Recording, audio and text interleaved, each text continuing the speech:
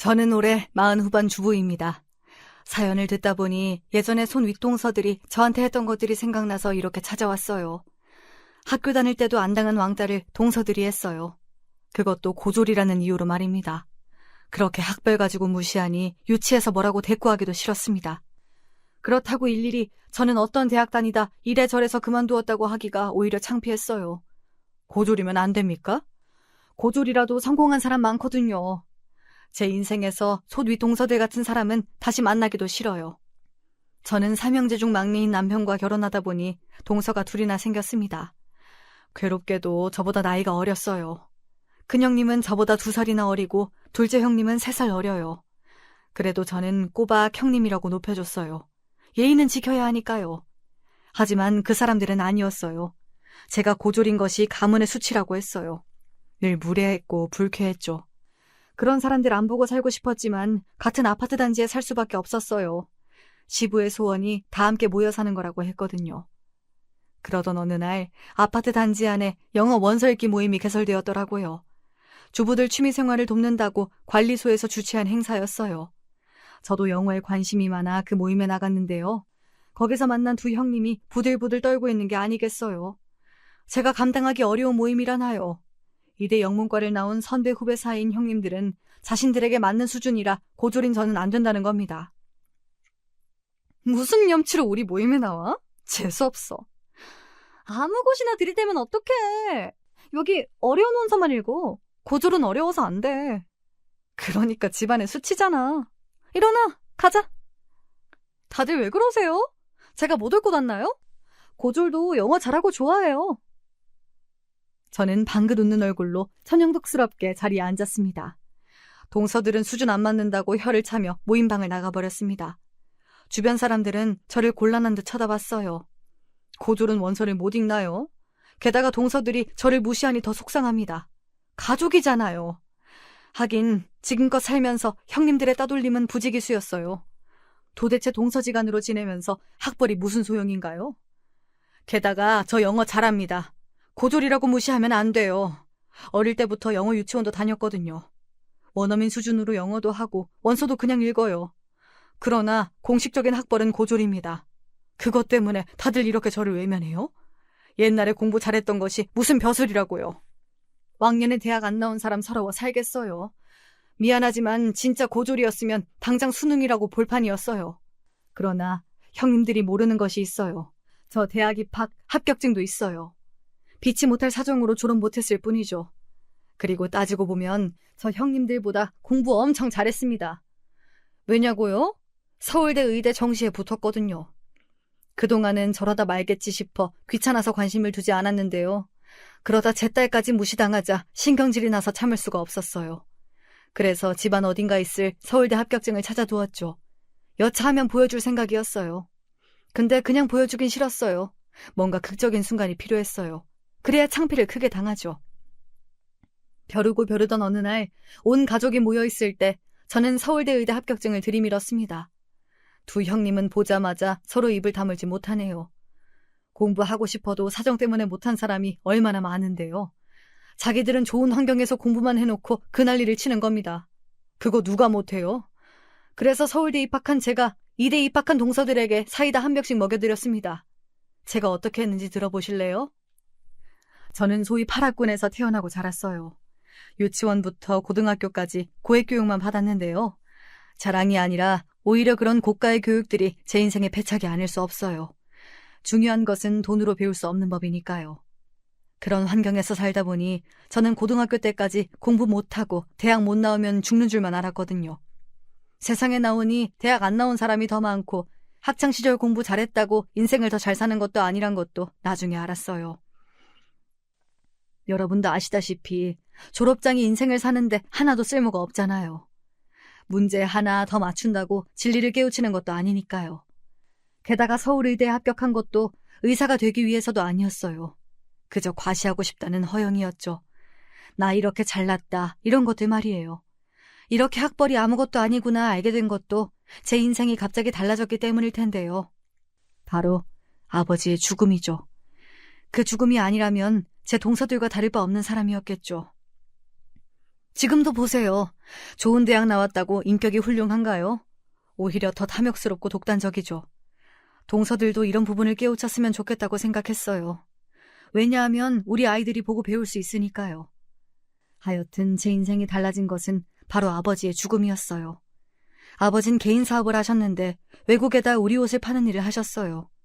제가 어릴 때는 사업이 번창해서 기사에다 식모에다 2~3명이나 집에 있을 정도였어요.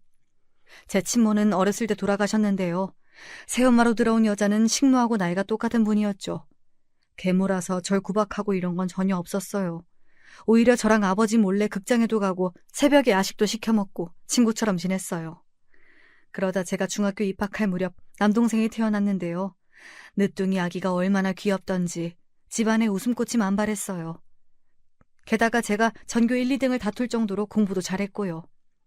제가 중학교 다닐 무렵에는 아예 입주 과외 선생님이랑 함께 살았어요. 그 언니도 서울 의대 다녔는데요. 아버지 고향 후배 딸이라고 하던데 대학교 붙고 나서 동네 잔치를 며칠간 열었다고 해요. 형편이 어려워 저희 아버지가 등록금도 주기로 했습니다. 선생님이 입주하면 24시간을 공부에 매진할 수가 있어요. 새벽 공부하다가도 궁금한 것이 있으면 바로 물어볼 수가 있어서 편리했어요. 새벽 5시에 일어나 영어 단어 외우고 수학 문제 풀다가 8시에 등교합니다. 종일 공부만 하다가 집에 오후 4시에 오면 새벽 1시까지 그대로 공부죠.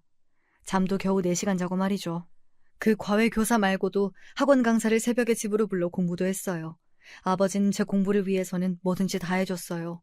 집도 제일 넓은 방이 제 공부방이었고요. 어린 동생도 울면 누나 공부 방해한다고 혼을 낼 정도였으니까요. 초등학교 때부터 제가 공부를 잘했기에 아버지 기대가 컸어요. 중학교 때 전교 1등 성적표를 보여주니 아버지가 울기까지 하더라고요. 가방끈이 짧아 스트레스를 많이 받았던 아버지라 더 그러셨어요. 형편상 공부를 못한 건데 그렇게 부끄러워하셨어요. 그런데 제가 공부 잘하니 너무나도 좋아하셨죠. 내 딸이 이렇게 공부를 잘할 줄 몰랐다. 정말 자랑스러워.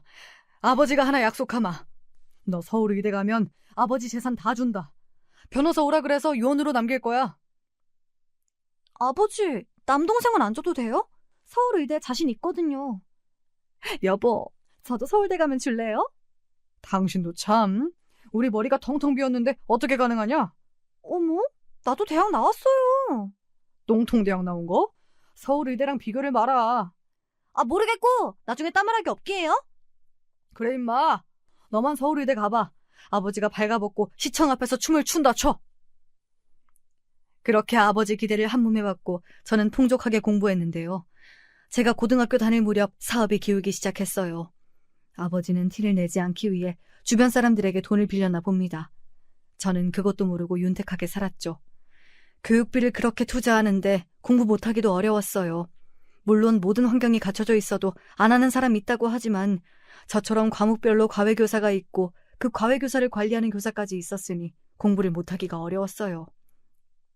주경야독처럼 낮에 공장에 다니다가 밤에 공부하는 사람들이 힘들죠.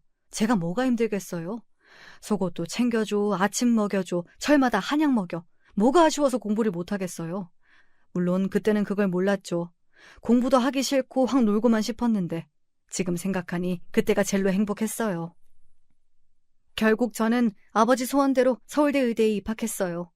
거기 가서 보니 전국에서 공부 잘하는 애들이 엄청 많더라고요. 수석이나 차석을 할 수도 없을 정도였죠. 그래도 합격증을 들고 아버지께 가니 저를 안고 우셨어요. 고맙고 장하다면서요. 아버진 저한테 차까지 사주셨는데요. 지금 생각하니 그게 다 아버지가 돈을 빌려서 산 거래요. 자기 소원을 자식이 이루어줬는데 돈이 부족한 아버지 마음이 어땠을까 싶었어요. 하지만 아버지 사업은 그 당시 IMF로 인해 재기불량 상태가 되었고요. 제가 대학 1학년 때 완벽하게 망해버린 거죠. 저는 그때까지 우리 집이 힘든 줄 전혀 몰랐어요. 철없는 부잣집 아가씨였죠. 나 미국 갈래. 왜 못 가게? 대학만 붙으면 마음대로 하라고 했잖아. 지금 말고 다음에 가, 어? 아버지, 왜 못 가게? 미국 서부 일주하고 오고 싶어. 다음에 가. 아버지가 겨울에는 꼭 보내줄게. 내년에 미국 유학 갈 건데 그건 되는 거지? 여기서 졸업하고 의사 되면 되잖아. 저 의사 안 해. 아버지가 하도 가라고 하니까 간 거지. 나는 미국에서 영어 공부하고 싶어. 아버지가 서울대만 가면 소원 다 들어줄 것처럼 했잖아. 근데 왜 말이 달라? 짜증나게. 저는 아버지 사정도 모르고 미국에 놀러 가겠다고 짜증을 부렸어요. 아마 그 대화를 끝으로 아버지와 영영 작별했어요. 과거로 돌아가는 타임머신이 있다면 저 당시로 돌아가 아버지를 안아주고 싶네요. 철없을 때는 아버지를 위해 공부한 것처럼 저는 그렇게 공치사했어요. 그날 제가 화를 내자 아버지는 말없이 밖으로 나가셨어요. 입 밖으로 내지 않았지만 친엄마가 살아있었으면 아마 보내줬을지 모른다는 생각까지 들었어요. 그런데 오후가 지났을까요? 저는 친구들이랑 밥이나 먹어야겠다 싶어 외출 준비를 하는데 식무 언니가 제 방으로 뛰어왔어요. 왜? 누가 들어오래? 큰일 났어. 사장님이 돌아가셨대. 지금 너를 병원에서 부른다고 난리야. 누가? 아버지가? 왜? 도대체 말이 되는 소리를 해. 무슨 말인지 하나도 모르겠잖아. 아니, 사장님, 네 아버지가 갑자기 쓰러져서 돌아가셨대. 뇌출혈로. 그 말을 듣는 순간 시간이 멈춘 기분이었어요. 머리로는 이해가 되는, 가슴으로는 그게 말이 되나 싶었죠. 가슴 한복판에 누가 총을 쏜 기분이었어요. 황급히 병원으로 가보니 정말 아버지가 급성 뇌출혈로 사망하셨어요. 하얀 천에 덮여있는 아버지를 봐도 믿을 수가 없었어요. 한참 울고 나니 새엄마가 안 보인다는 것을 그제야 알았어요. 7살인 남동생만 저를 바라보고 있을 뿐이었죠. 동생아, 엄마 어디 갔니? 어디 간지 알아? 물어도 동생은 배고프다고 울기만 했어요. 하긴 7살짜리가 뭘 알겠어요. 제가 사람들을 찾아서 묻고 또 물어서 겨우 알아낸 사실에 절망했습니다. 새엄마가 회사 실장이라는 사람이 그나마 우리 몫으로 남겨둔 예금과 금괴 같은 것을 들고 도망가 버렸어요. 고등학생 정도라면 남들의 동정을 받았을까요? 일단 저는 대학생이고 성인이잖아요. 누구도 도와줄 사람이 없었어요. 남동생부터 장례식까지 모든 상황을 제가 감당해야 했어요. 장례식을 마치고 아버지를 바다에 뿌리고 돌아온 날, 대궐 같은 집에 살다가 방 한 칸 반지하로 이사 왔어요. 어린 동생은 제 엄마만 찾고 계속 울었어요. 그래서 전 도망간 새엄마를 찾아보자며 경찰서에도 다녀왔어요. 하지만 작정하고 사라진 사람을 찾을 길은 없었어요. 그렇게 정신없는 몇 주를 보내고 나니 집에 라면밖에 없는 걸 알았죠. 저는 일단 학교를 휴학했어요. 당장 먹을거리 살 돈도 없는데 등록금 마련은 무리였어요. 식무 언니들과 기사 아저씨가 300만 원을 모아 저한테 주더라고요. 그거라도 갖고 살아보라며. 아버지의 지인들부터 친척까지 잘 살 때 득실거리던 사람들이 모두 사라졌는데 저는 언니들과 기사에게 허리 숙여 인사했죠. 아마 살면서 한 번도 그들에게 그렇게 허리 숙여 인사한 적 없을걸요. 이렇게 하루아침 실질적 가장이 된 저는 생활전선에 뛰어들었습니다.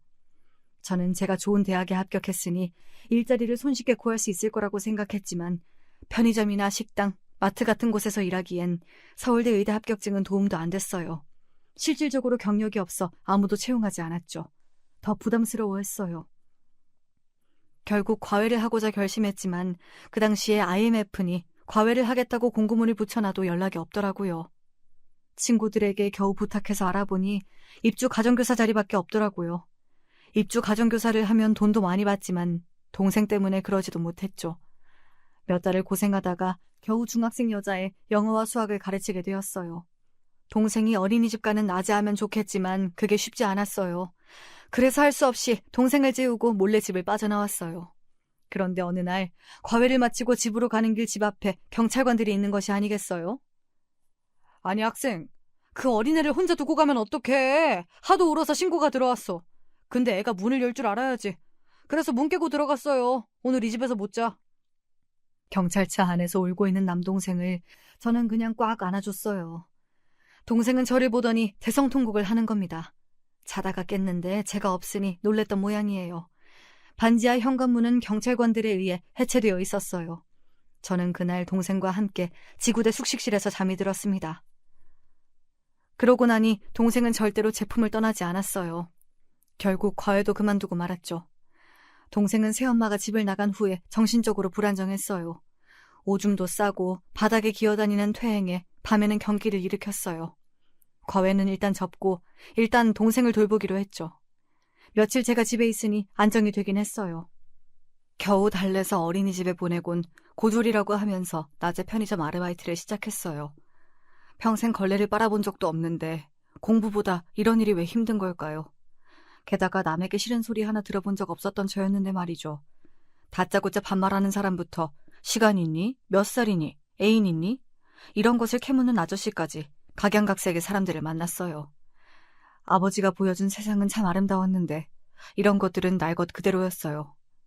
그 후에는 식당 아르바이트도 하고 주유소에서 주유 알바도 했어요. 낮에 할 수 있는 일은 거의 다 했을 거예요. 솔직히 동생을 보육원까지 데리고 간 적도 있어요. 근데 돌아가신 아버지 얼굴도 아른거리고 그곳에서 울고 있을 동생 생각에 도저히 맡길 수가 없었어요. 이렇게 온실 속의 화초로 자라온 제가 잡초가 되어야 하니 고생이 이만저만이 아니었어요. 그러나 혼자였다면 다 이겨내지 못했을지 몰라요. 남동생이라도 있으니 서로 의지가 되었습니다. 편의점에서 시급을 받아서 일을 하기에는 빠듯해서 고민하고 있는데 동기가 입주 과외를 소개해줬죠. 동생 데리고 와도 좋다는 말에 저는 두말 없이 그 집으로 찾아갔어요. 가봤더니 서울 의대를 목표로 하는 여고생이었어요. 아버지가 의사라고 하는데 성적이 반에서 중간 정도 하는 애를 어떻게 서울대를 보낼지 암담하긴 했어요. 심지어 겪어보니 공부에 아예 관심이 없었어요. 여자애가 성질이 얼마나 더러운지 공부하다가도 물 떠와라, 창문을 열어라, 닫아라 말도 많더군요. 여자애 엄마도 성적이 한 등수만 떨어져도 그동안 뭐 했냐며 난리를 쳤어요. 알고 보니 진상을 저에게 맡긴 모양이에요. 선생님, 얘 성적은 언제 올라요? 제 생각에는 서울 의대 갈 성적은 아닌 것 같아요. 그런 게 어딨어. 그러니까 내가 입주 과외시키지, 안 그래? 공부할 생각이 없어요. 맨날 거울이나 보고 무조건 의대 고집하실 게 아니라 야, 너 나가. 어디서 감히 못 간다는 거야? 내가 너 불쌍해서 동생까지 데리고 있으라 했는데 웃기네. 거지 같은 고아들 주제. 아니 아줌마, 고아가 왜 나와요? 여기까지 가르친 비용 주세요. 그럼 나갈게요. 재수없는 것들이야. 꺼져! 저는 그날로 집을 나왔습니다. 반지하에서 동생이 피부병이 생겨 거기로 들어가진 못하고 여간방을 전전했죠. 새엄마랑 도망간 회사 실장도 원망스럽고 먼저 간 아버지까지 미웠어요. 새엄마는 도저히 찾을 수가 없더라고요. 찾을 시간도 없었고요. 결국 내년엔 복학해야지 마음을 먹다가도 동생이 아프기만 하면 허사로 돌아갔죠. 동생은 라면을 끓이다가 화상을 입기도 했어요. 제가 돈 번다고 나가면 꼭 그렇게 사고가 발생하더라고요. 게다가 심각한 우울증으로 동생은 시름시름 앓고 있었어요. 초등학교를 입학하고도 학교에 가지 못했거든요. 하지만 그게 끝이 아니었어요. 백혈병 진단을 받았어요. 하늘이 노랗게 보였죠. 동생이 짐으로 느껴졌는데 막상 아프다고 하니 덜컥 겁이 났어요. 하늘 아래 가족은 이제 동생뿐이잖아요. 저는 낮에는 돈을 벌고 밤에는 동생 병원에서 숙식했죠. 제가 그렇게 강철 체력인 줄 몰랐어요. 동생이 아프다는 이야기를 들은 아버지 지인이 보다 못해 저에게 돈도 빌려주시고 일자리도 소개해 주셨죠. 서울대까지 나왔는데 건설회사 격리할 수 있겠어? 졸업 안 했으니 고졸이에요. 서울대 나온 적 없어요. 그래, 졸업 못해서 아저씨도 속상하다. 네 아빠 있었으면 의사가 될 수 있었는데. 그래도 여기서 잘해봐. 그동안 아저씨가 도와주려고 했는데 나도 사는 게 바빴어. 아니에요. 정말 감사해요. 동생이 아프다고 할 때는 약이라도 먹고 죽을까 하는 생각도 했어요. 하지만 이렇게 도와주는 분을 만나니 희망이 생겼습니다. 아버지 지인이 소개해준 건설회사였어요. 이력서를 쓰는 곳에 저는 서울대를 넣지 않았어요. 졸업도 안 했는데 쓰고 싶지 않았거든요. 격리하는데 의대가 무슨 소용이에요. 정규직으로 근무하고 대출도 받게 되니 더할 나위 없이 좋았어요. 금전적 여유가 생기고 좋은 치료를 받자 동생은 건강을 회복했어요. 3년간의 회사 생활이 주마등처럼 스쳐갔어요. 그러다 저는 운 좋게 남편을 만났어요. 그동안 격리부였던 부서 명칭이 재무부로 바뀌었고 저는 회계팀 대리가 되었어요.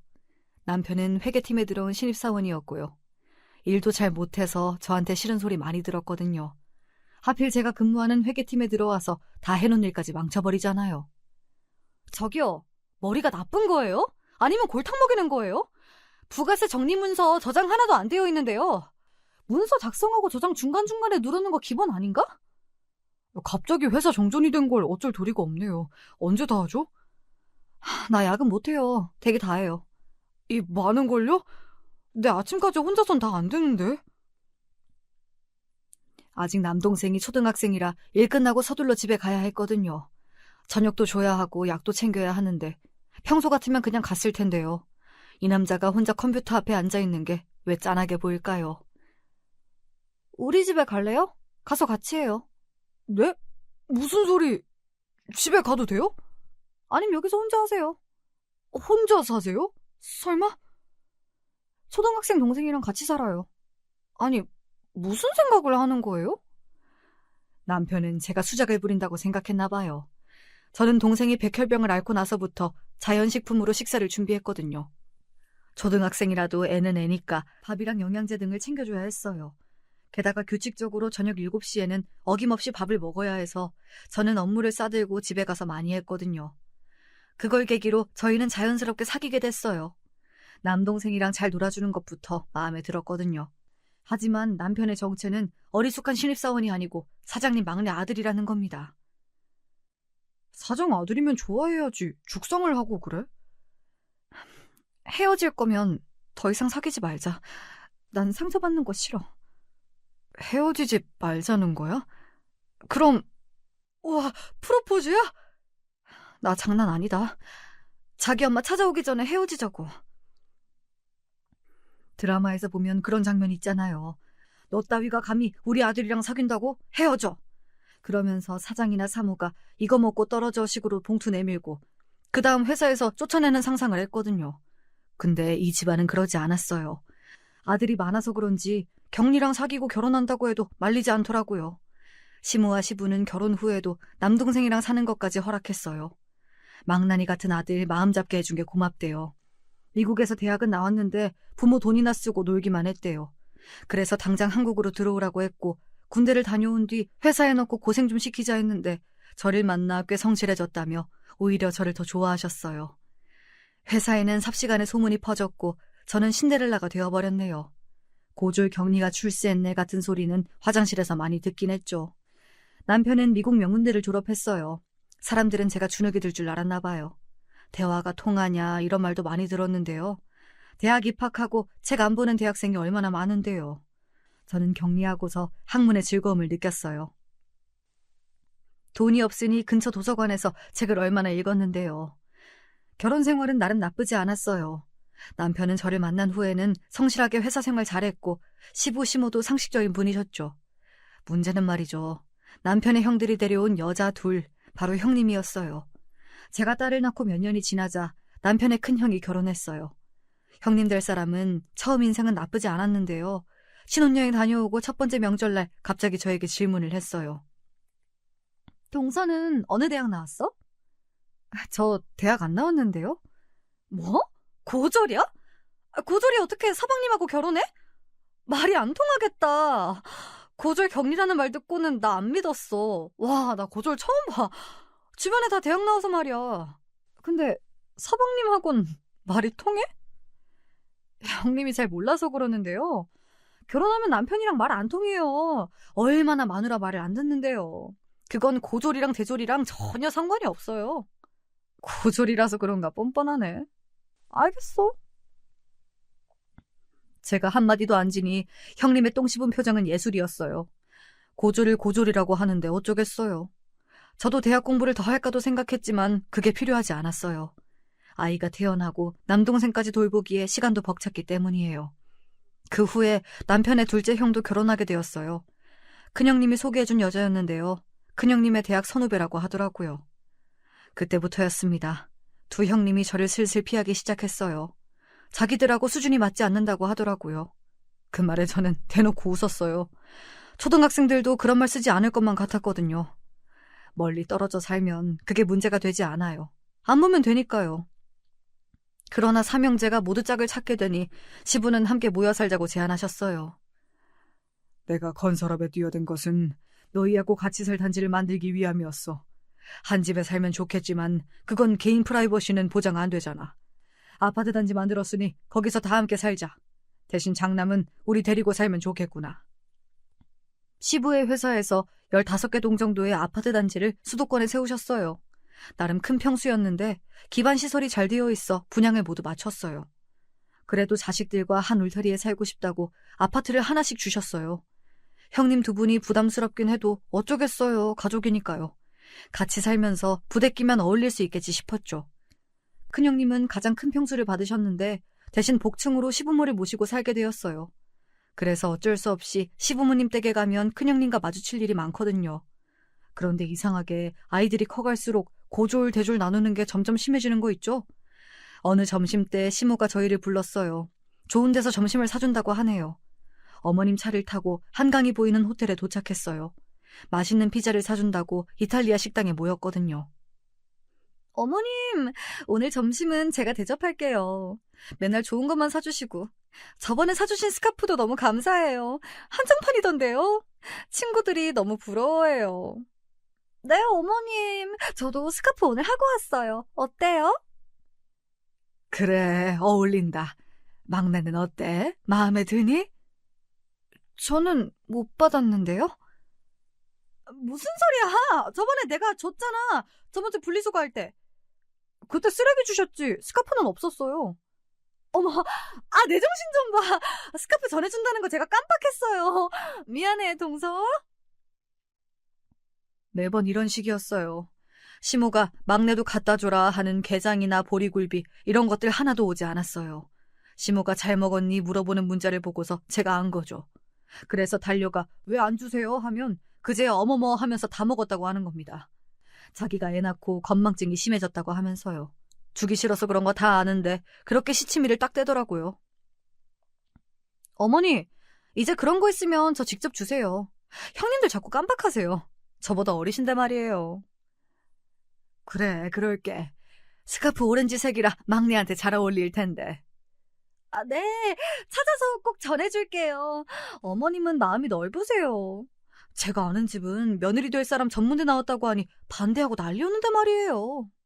어머, 왜요? 자식 낳았는데 머리가 돌이면 어쩌냐고. 영어 원서도 하나 못 읽어주잖아. 우리랑 같겠어? 에이, 설마요. 학벌도 유전돼요? 살다가 처음 듣네. 전국 전문대 연합에서 형님 잡으러 오겠어요? 동서, 내 말은 그게 아니잖아. 교육 환경이 다르다는 거지. 우리처럼 영문과 나와서 영어 읽어줘야 조기 교육이 되지. 이대 영문과 나왔다고 영어 다 잘하진 않던데요? 저는 내내 잠자코 있다가 하도 기가 막힌 말 하길래 쏘아 붙였어요. 동서, 말이 너무 심하다. 이대 영문과 나오려면 반에서 2, 3등은 해야 돼. 전교에서 1등, 2등 아니잖아요. 동서, 전교 1등이 얼마나 힘들 줄 알아? 특히 강남 같은 곳은 더 어렵고. 잘 모르면 그냥 가만히 있어. 어머니도 영어 하시죠? 그래, 기본적인 건 하지. 그래도 너희들만 하겠니? 저번에 텔레비전 보니까 초등학교도 안 나온 할머니가 영어 공부해서 영어책도 읽던데? 자기가 하기 나름이죠. 시험 한번 잘 보고서 평생 똑똑한 척하면 되겠어요? 서울대 나와도 바보 같은 사람 많아요. 동서, 서울대 들어가기 얼마나 어려운 줄 알아? 심지어 서울대 의대 들어가려면 유치원 때부터, 아니다, 신생아 때부터 공부하라는 말도 있어. 뭘 모르면 조용히 있어. 우리 말에 끼지 말고. 우리 동서가 수능도 안 봤는데 어떻게 알아요? 이제 그만해라. 음식 나왔다. 학벌 그게 그렇게 중요하니? 막내야, 어서 먹자. 시모의 말 한마디에 동서들은 입을 닫았어요. 호텔 식사를 마치고는 몇 개월 동안은 두 사람 저랑 말도 안 했어요. 마트에서 마주쳐도 무시하고 돌아가더라고요. 명절날도 두 사람만 웃고 떠들고 제가 다가가면 말을 멈추고 슬슬 자리를 피했어요. 주변에 사람만 있으면 겨우 아른 체하고 그러다 우리 셋만 있으면 아예 대놓고 투명인간 취급했습니다. 좋은 집안에서 태어나 아버지 사업 망하지 않고 잘 이어와서 좋은 대학 들어간 것이 뭐가 그리 자랑일까요? 매번 이대 영문과 나왔다고 목에 힘을 주는데 나와서 직업도 없잖아요. 겨우 애들 영어 동화나 읽어주면서 말이에요. 시간이 지나면서 저를 왕따하는 문제가 점점 제 딸과 얽혀졌습니다. 저는 딸을 낳아서 기르고 있었는데요. 큰 형님은 아들 하나, 둘째 형님은 아들과 딸이었어요. 비슷하게 결혼해서 아이들 나이도 얼추 비슷했어요. 게다가 아파트 단지도 같으니 같은 초등학교에 들어갔는데요. 1학년인데도 형님들 아이들은 과도한 과외를 받고 있었죠. 저는 공부보다 아이가 즐겁게 학교 생활하는 것이 좋았어요. 제가 공부를 어릴 때 많이 하다 보니 아버지랑 어린 시절의 추억이 하나도 없었어요. 맨날 공부였기에 우리 딸은 그렇지 않았으면 좋겠다 싶었거든요. 그러던 어느 날 딸이 학교에서 오자마자 자기도 이번 방학 때 하와이 가고 싶다고 이야기했어요. 자초지종을 물었더니 학교에서 만난 사촌들이 이번에 하와이에 가는데 넌 왜 안 가냐고 하더래요. 큰형님이랑 둘째 형님 가족들만 하와이 여행을 계획하는 거 있죠? 우리한테는 갈 수 있냐고 물어보지도 않았어요. 엄마, 아빠, 큰 집이랑 작은 집 애들 하와이 간대. 우린 왜 못 가? 하와이? 그래? 그러면 우리도 끼워달라고 하자. 돈 내면 되잖아. 이대 동문을 위한 어린이 영어 캠프래. 지금 물어봤어. 가족 중에 이대를 나와야 하는 거래. 난 이대 나와서 안 된대. 웃기네. 동물을 위한 캠프가 어딨어. 아니다, 너 갈 수 있다. 할머니 손녀잖아. 어머니 이대 나오셨어? 응, 이대 영문과. 형수들이랑 동문이잖아. 저는 조금 당황했어요. 어머니는 한 번도 티를 낸 적이 없었거든요. 하마터면 그 대학에 대한 안 좋은 인상을 가질 뻔했어요. 그럼 그렇죠. 두 형님이 이상한걸요. 남편 말대로 친할머니 덕분에 그 영어 캠프에 갈 수 있지 않냐고 형님들에게 문자를 보내니 답도 없더라고요. 중요한 것은 이대에서 주최하는 건 맞는데 이대 동문이 아니더라도 갈 수 있는 거였어요. 애만 가는 게 아니라 엄마도 따라갈 수 있다고 하니 저도 여권과 짐을 챙겼죠. 말이 영어 캠프지 미국 여행이나 다름없었어요. 다만 아이들끼리 모여 배울 수 있는 프로그램이 있더라고요. 남편들은 회사 일 때문에 가지 못하고 결국 여자들만 가게 되었는데요. 저보고 입국 수속 밟을 수 있냐, 비행기는 처음 아니냐, 가서 영어 도와달라고 하지 마라, 난리가 났어요. 하와이는 처음이지만 LA는 2번 간 적이 있었거든요. 가서도 자기들 아는 척하지 말라며 따로 다니자고 하는데 대답할 가치도 없어 대꾸도 안 했네요. 그런데 하와이 가는 내내 자꾸 묻는 거예요. 창피하다고 옆에 있지 말라면서요. 가면 친구들 있으니까 동서, 우리 아는 척하지 말자. 왜요? 제가 전염병 환자예요? 그게 아니라 다들 대학 나왔어. 그런데 자기는 고졸인데 괜히 기분만 나쁘잖아. 이러지 마세요. 고졸 타령 그만 좀 하시라고요. 한 번만 더 하시면 저 안 참습니다. 비행기 안에서 체면 떨어지고 싶어요? 또 고졸 타령하면 머리채라도 잡을 거예요. 그러니 입 좀 닫아주세요. 닥쳐요, 제발. 비행기 안에서 제가 오히려 그들을 멀리했어요. 애들 교육상 하나도 좋지 않잖아요. 어른들이 대놓고 사람 무시하는 장면 보여주는 것이 얼마나 비교육적인데요. 그때 결심했죠. 저런 것들하고 상종을 말자고요. 다행히 딸아이는 하와이에서 즐겁게 지냈어요. 생활영어 중심으로 동화를 많이 읽어준 보람이 있더라고요. 수영장에서 미국 애들과 한국 애들을 섞어놓고 놀면서 영어 배우는 시간이었는데요. 우리 딸은 허물없이 어울리며 영어도 곧잘 했어요. 엄마, 미국 사람 만나니까 하나도 안 떨리고 영어가 막 나와. 그러니까 엄마가 영어 동화 많이 읽고 듣자고 했잖아. 엄마 방법이 맞지? 하지만 형님 애들은 어색한지 괜히 뒤로 숨고 미국 애들하고 영어 한마디도 못하는 거 있죠? 형님들은 당황하기 시작했죠. 우리 딸은 미국 애처럼 이야기를 잘하는데 말이에요. 야, 원준아, 가서 말해봐. 왜 쫄고 그래? 영어 가르친다고 들인 돈이 얼만데? 그래, 너희들도 다 이해하는데 말을 못하는 거지? 안 그래? 원준아, 가서 하이 해봐. My name 원준 하고. 아니, 왜 그것도 못해? 이것들아, 미국 중학교 교과서를 읽으면서 왜 가서 말을 못해? 응? 그러니까 그런 과외 필요 없다고 했잖아요. 영화도 보고 노래도 듣고 해야 언어 감각이 늘죠. 이럴수록 애한테 화내면 안 돼요. 영어가 즐겁구나 이런 생각을 심어줘야 하는 건데 원준이 봐봐요. 긴장해서 더 말 못하지. 일부러 약 올리려고 그런 건 아니었고요. 애들은 주눅 들었는데 자꾸 재촉하니까 제가 옆으로 가서 한마디 거들었어요. 그것도 듣기 싫은지 형님들은 애들을 데리고 다른 곳에 가버렸어요. 그러면 그럴수록 우리 딸은 캠프에서 가장 영어를 잘했어요. 그렇게 하와이에서 시간이 지나갔어요.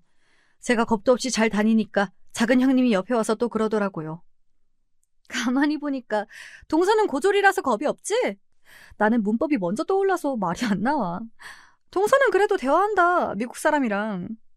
형님, 고졸 타령 그만하랬잖아! 내가 소리를 크게 지르니 그제야 알았다는 듯이 자리로 돌아갔어요. 사람들이 생각이 있으면 머릿속에 맴도는 말이 그대로 입으로 나오지 않을 텐데요. 두 형님은 아무 생각이 없는 것이 분명했어요. 필터 없이 말하다니 정말 불쾌했어요. 하지만 타국에서 싸워봤자 감정만 상하죠. 한국에 가면 가만두지 않겠다고 다짐했어요. 캠프 마지막 날은 부모들과 행사에 참여했어요. 큰 강당에 모여 그동안 어떤 활동했는지 영상도 보여주고 학부모 대표로 나와서 영어책을 읽어줄 사람을 뽑는데요. 잘난 이대 영문과 나온 사람들이 많으니 어디 얼마나 영어를 잘하나 지켜볼 양이었는데요. 갑자기 큰 형님이 바로 저를 추천하는 게 아니겠어요. 말리 타국에서 저를 망신주고 싶은가 봐요. 여기요, 여기. 이 사람이 해보고 싶대요. 사람 많은 데서 갑자기 소리를 쳤어요.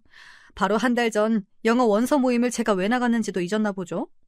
영어가 되니까 원서 모임에 가죠. 영어 유치원 수재인 나를 뭘로 보고 나가라고 하는 건지 저는 알겠다며 단상으로 올라갔습니다. 동화는 쉬운 내용이었어요. 제가 척척 읽어가니 형님들의 표정이 서서히 굳어져가는 꼴이 우스웠어요. 내가 못하고 당황할 줄 알았나 봐요. 고졸이라고 무슨 알파벳 모릅니까? 고등학교 때 영어 배우잖아요. 그렇게 하와이 여행을 마치고 한국에 돌아왔는데요. 형님들은 아이들을 더 닥달해서 공부를 가르치기 시작하더라고요. 그렇게 시간이 지났는데요. 어느 날 딸이 울면서 집으로 들어왔어요. 저는 무슨 일인지 물었죠. 듣고 보니 피가 거꾸로 솟는 겁니다. 저는 남동생한테 딸을 맡기고 큰형님 집으로 찾아갔어요. 형님, 애들 이야기 들었죠? 뭐 하는 거예요? 놀지 말라니요. 왜요? 자기가 몰라서 그렇지. 이 동네 사람들 다 알아. 자기 고졸 격리라면서 미국 명문대 나온 서방님 꼬신 거. 그러니까 놀지 말라는 거지. 엄마가 그렇게 못 배우고 천박하니. 사과하세요. 우리 딸하고 저한테도 집에 원준이 있죠? 나오라고 하세요. 두 사람 다 사과해요. 고졸을 왜 무시하는 줄 모르겠고요. 경리도 왜 무시해요? 목소리 낮춰. 어머니 계셔. 잘 됐네요. 어머니한테 여쭤볼게요. 그때 소란을 듣고 아래층에서 어머니가 올라오셨어요. 형님은 어쩔 줄 몰라 했고요. 제가 이야기를 다 했더니 가서 딸도 데리고 오라는 겁니다. 그래서 제가 딸을 데리고 온 사이 원준이가 크게 혼나고 있더라고요. 작은 어머니 죄송해요. 원희야 미안해. 다시는 안 그럴게. 그네 넌 왜 안 하니? 네, 동서 미안해. 원희야 기분 나빠하지 마. 미안. 한 번만 더 고졸 이야기하면 아버지한테 말할 거야. 어떻게 되는 줄 알지? 이 집 다 물려받고 싶으면 조심해라, 그네야. 시모가 나서주지 않았다면 그날 저 짐 싸고 나갈 판이었어요. 그런 대접을 받고 어떻게 살아갑니까? 그날 밤 딸아이가 제 품에 안겨 묻더군요. 엄마, 고졸이 나쁜 거야? 나쁘긴? 고등학교 졸업했다는 뜻이야. 더 쉬운 말로 고등학교 공부 다 했다는 뜻. 욕 아니네? 큰엄마는 왜 그래? 큰어머니는 자랑거리가 대학밖에 없어서 그래. 그 이후부터는 고졸 타령은 조금 줄어들었어요. 형님들을 만날 기회를 저도 줄였고요. 남편도 나중에 큰형님, 작은형님들 따로 만나서 다시 그런 말 들리지 않게 해달라고 했어요. 아주버님들도 노발대발 대신 그런 일 없게 하겠다고 했고요. 하지만 두 형님의 교만이 있는 한 언제 터질지 모르는 시한폭탄이었습니다. 회계 담당 직원이 임신해서 출산 휴가 갔어. 당신이 좀 도와줘. 남편의 말에 저는 다시 일을 시작했어요. 3년 만이었어요. 결혼 후에도 계속 일을 하긴 했거든요. 처음에만 일이 서툴고 어려웠지 적응되었습니다. 남편은 예전에 어리숙한 신입사원이 아니었어요. 재무팀을 총괄하는 본부장이 되어 있었어요. 중형 건설 회사지만 규모가 점점 커지고 있다가 보니 믿고 맡길 사람이 필요하대요. 시부는 제가 다시 회사에 나오길 바라셨어요. 그리고 높은 직책을 주시겠다는 겁니다. 재무실장이라는 직책을 주셨어요. 회계팀과 자금팀을 총괄하는 업무였어요. 막내는 역시 달라. 똑똑해. 3년 쉬고도 와서 일 처리하는 거 봐라. 우리 회사 인재 중에 인재다. 얼마나 일 시키시려고 띄워주세요. 아주 많이 시켜 먹어야지. 자금 관리가 무엇보다 중요하잖아. 너희들이 맡아주니 아버지는 든든하다. 하지만 형님들 생각은 그렇지 않았어요. 자금을 관리하는 사람이 저라는 사실에 분노를 표출했어요. 그것도 시부의 생신상 앞에서요. 삼형제와 시부모님 그리고 아이들 저희까지 호텔로 향했어요.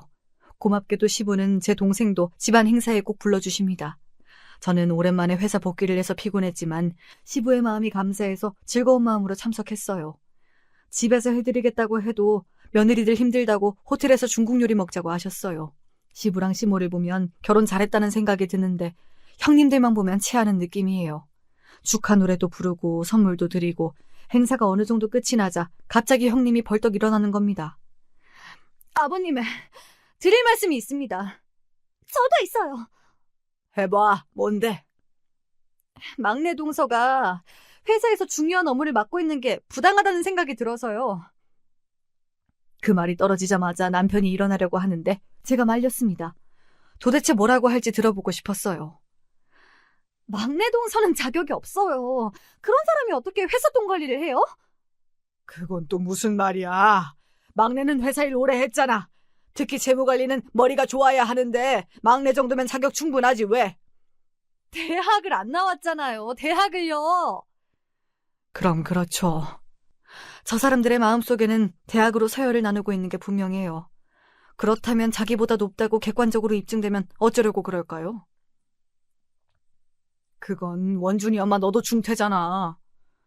어머, 여보. 그래도 전 당당히 붙었어요. 저 차석이었어요. 당신 때문에 이 모양 이 꼴 된 거 몰라요? 가만히 있으면 중간이라도 간다고 하잖아요. 저는 처음 알았어요. 같은 중퇴끼리 너무한다고 생각이 들 정도였어요. 됐어, 그만해. 생신날 뭐 하는 거야? 그만하세요, 형수님. 저 화나면 어떻게 될지 몰라요. 아내 무시하는 발언 못 참습니다. 야, 못 참으면 어쩔 건데. 저도 그게 의문이에요. 막내 재수씨 일 못하는 건 아닌데 대졸 직원 관리가 되겠어요? 말 나온 김에 이야기하는데요.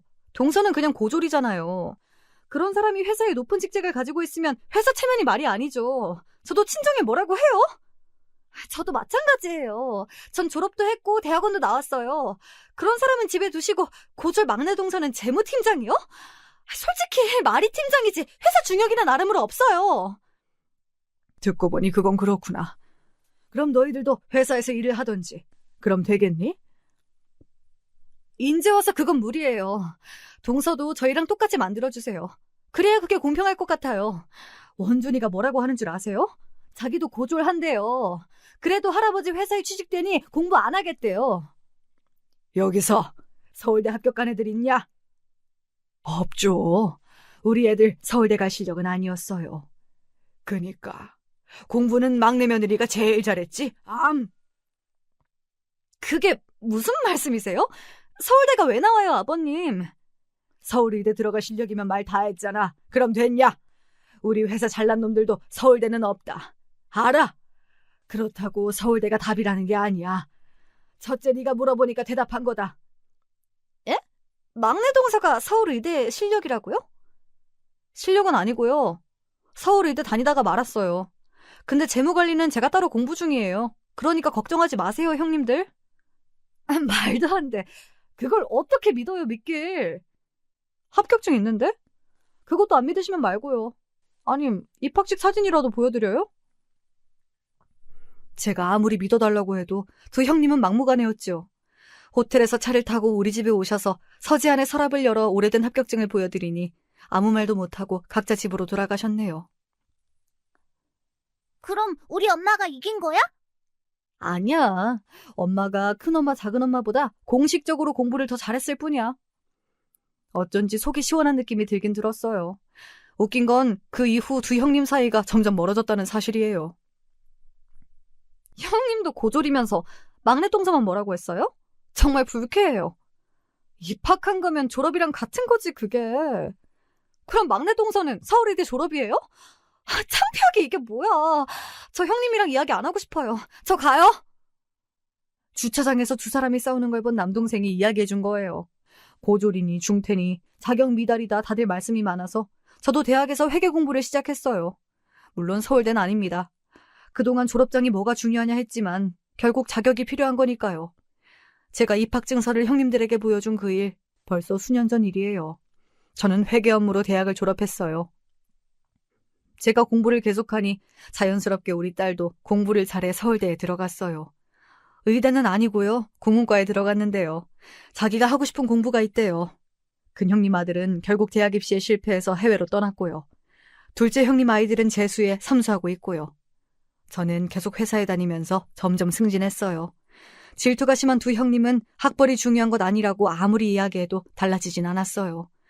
그래도 자식들이 커가니 입은 조심하더라고요. 제 남동생도 원하는 대학에 들어갔고 나름대로 자리를 잡았습니다. 새엄마는 다른 사기죄로 감옥에 있다는 것만 들었습니다. 가끔 두 형님이 우리 딸 서울대 들어간 걸 너무 부러워하더라고요. 괜히 목에 힘을 주면서 살고 있어요. 지금까지 제 이야기 들어주셔서 감사해요.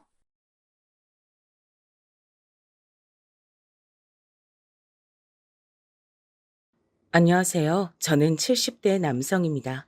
이 나이가 되면 감정이 무뎌지는 줄 알았는데 굳은 살에 물이 고이는 것처럼 여전히 그 골짜기는 깊어지고 더 사람을 침묵하게 만드네요.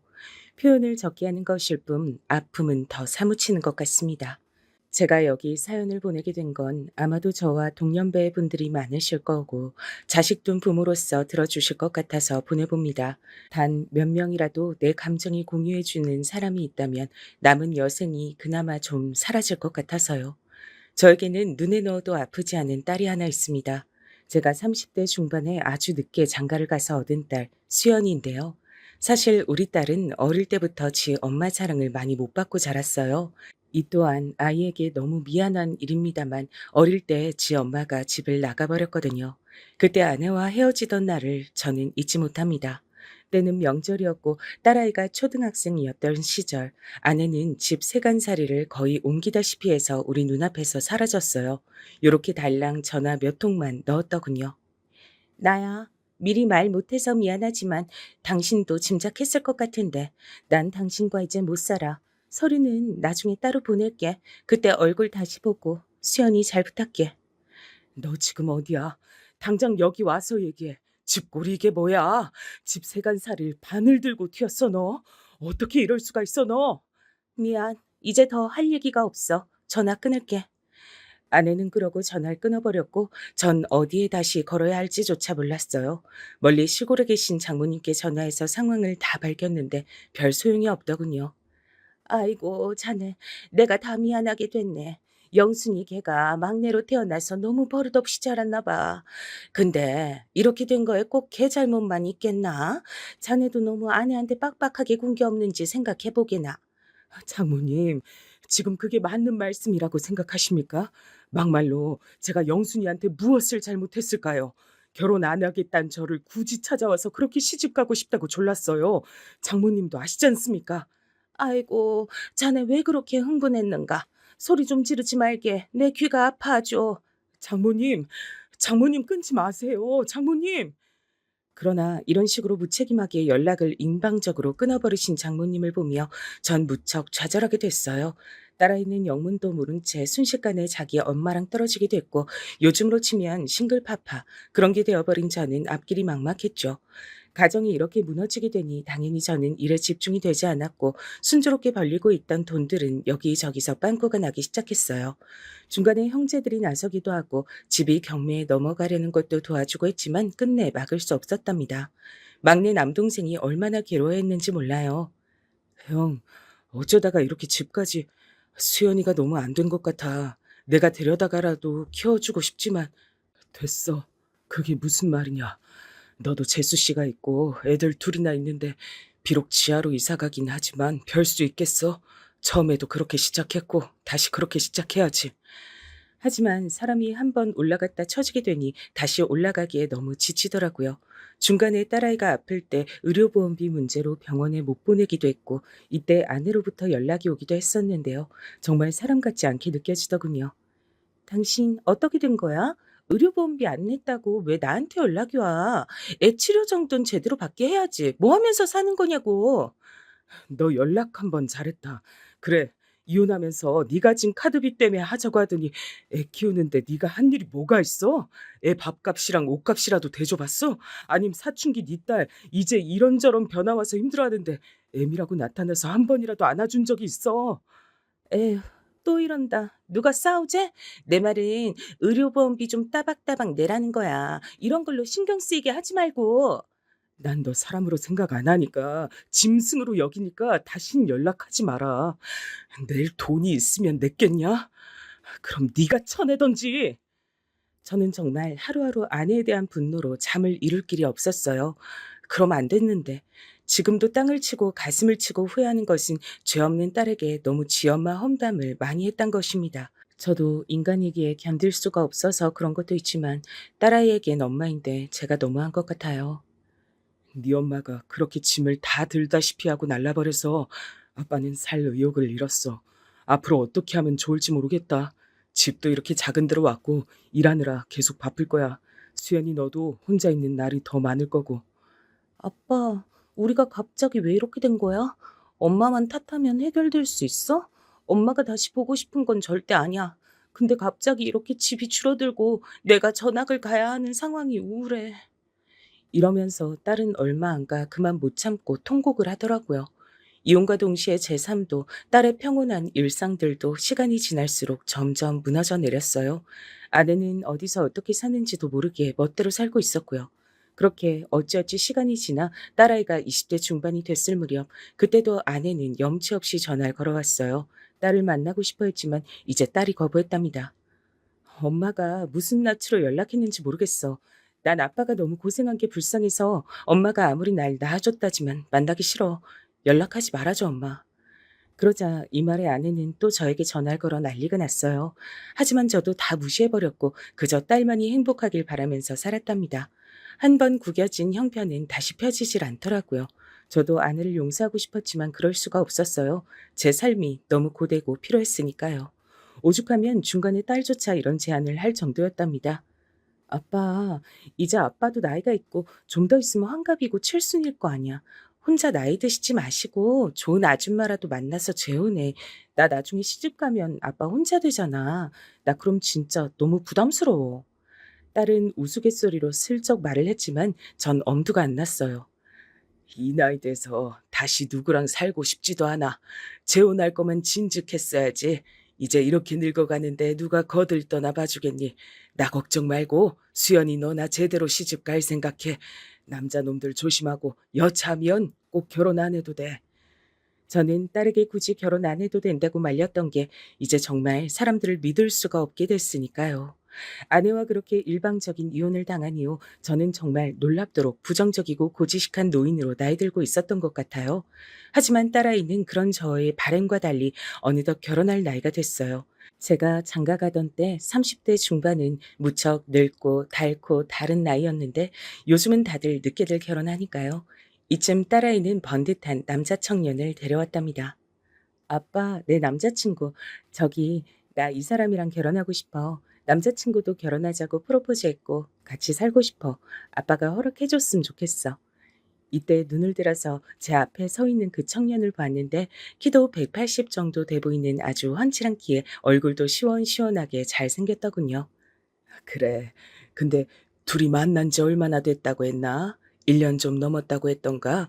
요즘 다들 늦게 결혼들 하는데 너무 서두르지 말고 천천히 만나다 하지 그래. 에이, 참. 아빠, 난 연애를 허락받으러 온 게 아니라 결혼 허락받으러 온 거야. 나 더 나이 먹어서 결혼하기 싫다니까. 이미 딸아이는 크게 결심을 하고 왔고 결국 저도 어찌어찌 결혼을 시키게 됐어요. 상견례 때 보니 안 싸더니 꽤 까다롭게 보이긴 했지만 그래도 말로는 안심을 시켜주더군요. 저는 우리 수연이 보자마자 너무 참하고 이뻐서 딸이 하나 더 생긴 기분이 들더라고요. 묘하게 우리 딸이랑 닮은 것 같기도 하고 아무튼 우리 집에 너무 좋은 식구가 온 것 같아요. 우리 수연이 이쁘게 봐주시면 저야 감사하죠. 승현군 같은 멋진 아드님을 사위로 맡게 돼서 아주 든든하네요. 이렇게 훈훈하게 인사를 했고 다수 무뚝뚝해 보이던 바깥 사돈은 대뜸 이런 걸 묻더라고요. 그런데 제가 우리 아들한테 듣자하니 혼자 우리 예비 며느리를 키우셨다고요? 남자가 혼자 그렇게 키우기 쉽지 않은데 대단하시네요. 저라면 그리 못 살았을 겁니다. 별 말씀을요. 저 역시 엄청 고생하고 힘들게 살았어요. 이제서 딸 보내게 되니 시원섭섭한 마음이 드네요. 언제든 아이들 보고 살면 되죠. 요즘은 너나 할 것 없이 양가도 자주 오가고 하는 시대니까요. 저 역시 부족한 아들놈 잘 부탁드립니다.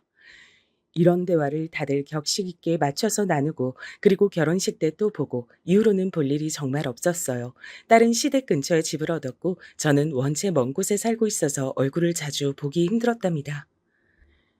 제가 알기로 딸에게는 남편과 남편의 누나, 그러니까 사돈처녀가 있었는데요. 아직 시집을 안 갔다고 하더군요. 우리 형님 결혼 준비하던 남자가 있었는데 잘 안 돼서 파혼했나 봐. 그래서 결혼 얘기에 엄청 민감해. 나 결혼식 때에도 안 온다는 걸 어머니 아버님이 엄청 싸우고 야단쳐가지고 오게 한 거야. 형님도 상처가 많은 것 같아. 저런, 그런 일이 있으면 마음도 다치고 한동안 누구 만나기도 힘들겠지. 그러게 인연 만나는 게 쉬운 게 아니야. 그리고 넌 아직도 네 엄마랑 연락 안 하니? 그러자 딸내미가 숨을 크게 들이쉬더니 결심한 듯 어렵게 말하더군요. 아빠한텐 말을 못한 거 미안하게 생각하는데 아빠 이해해줘. 나도 결혼할 때 되니까 엄마 생각이 좀 나더라고. 그래서 한번 만났어. 결혼식 얘기했더니 엄마가 100만 원 챙겨줬어. 뭐야? 아, 그래. 어쩔 수 없지. 너한텐 엄마니까 너도 엄마 생각이 났었겠지. 그래. 엄마 뭐라고 하는데? 엄마 뭐 별말 할 게 있겠어. 결혼하는 거 알고 예복 이쁜 거 한 벌 해준다면서 백화점 같이 갔었어. 엄마 너무 나이 들고 늙었어. 고생 많이 한 것 같아. 그래, 뭐 그 뒤로 시간이 그렇게 흘렀으니 당연히 늙었겠지.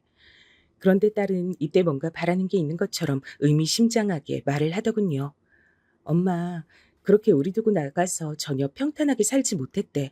같이 나간 이혼한 아줌마들끼리 어울려 살다가 거기서도 배신당하고 외할머니나 삼촌들한테도 사람 취급 못 받았다던데.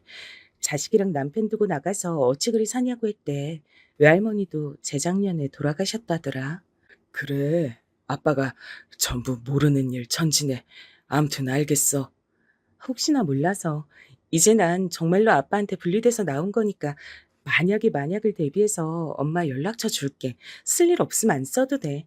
대신 연락할 일 있음 너무 고민 많이 하지 말고 연락해봐. 그러면서 딸은 저에게 아내 연락처를 주었고 저는 그냥 받아두기만 했어요. 그리고 얼마쯤 지나 딸은 저에게 아주 기쁜 소식을 알렸어요. 아빠, 나 이런 말 하려니까 진짜 신기하고 좀 놀라운데 나 뱃속에 아기가 있다? 신기하지? 아빠 딸내미가 엄마가 된대. 아기가 생겼어. 아빠, 아빠.